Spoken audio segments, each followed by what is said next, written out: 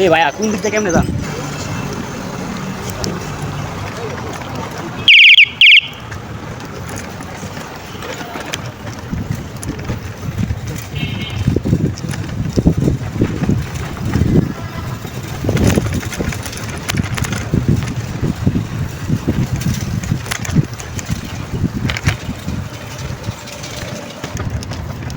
একটু সাইকেল গেছে আমার আগে, সাইকেল থেকে ধরতে হবে, যেখানে পাই ওখানে ওভারটেক করতে হবে।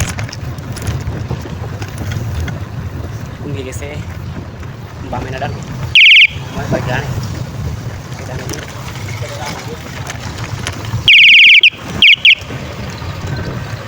সাইকেলটা কোথায়?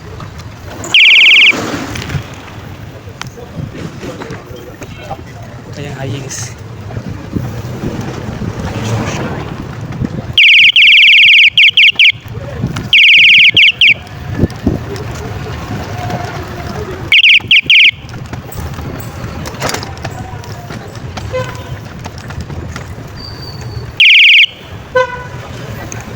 অনেকগুলো টোটো গাড়ি ওভারটেক করলাম, কিন্তু তাও সাইকেলটা দেখতে পাচ্ছি না, তো সাইকেল অন্য রোডে ঢুকে গেছে।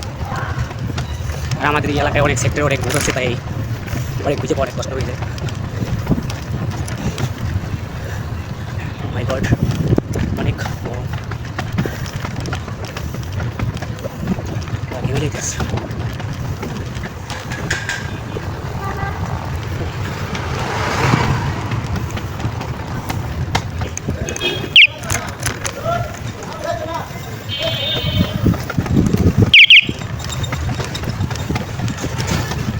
এই সেক্টরের ভিতরে সব থেকে উত্তরের ভিতরে এই রিক্সাটা বেশি, তাই রিক্সার অনেক ঝামেলা।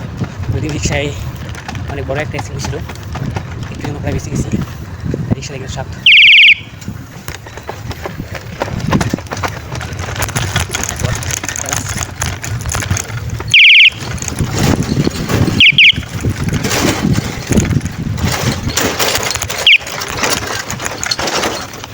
এই রাস্তা দিয়ে সাইকেল চালানো অনেক কষ্ট করে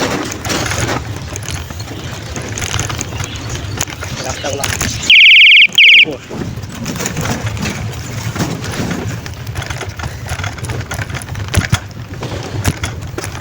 সেক্টরের রাস্তাগুলো আসলে তো ভাঙচুর ছিল না, এই এলাকায় ঢুকার পরে রাস্তায় অনেক ঝামেলা, সব জায়গায় ভাঙা ভাঙা।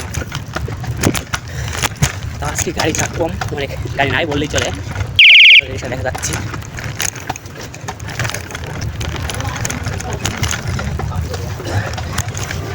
যে সময়টা সবাই গ্রামে গেছে,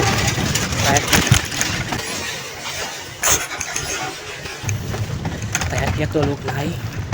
তো ঈদের এই রাস্তায় গাড়ি আর মানুষের জন্য সাইকেল নিয়ে চলাচল অনেক কষ্ট করে।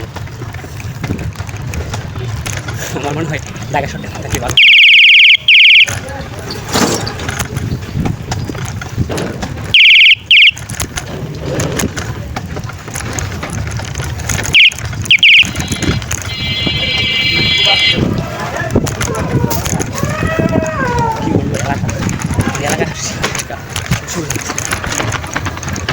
গাছে কত পাহাড় কী কী আমাদের পাকুড়ি এলাকায় আসছে।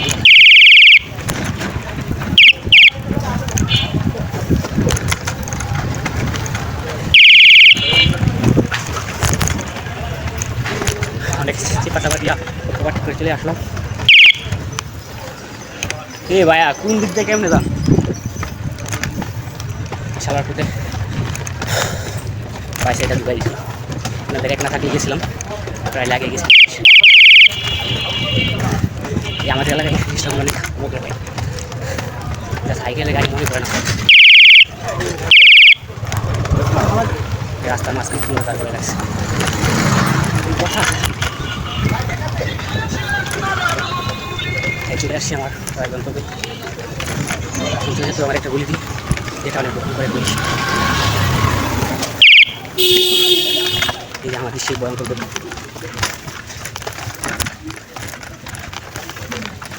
বলার বাহিনী রাস্তা।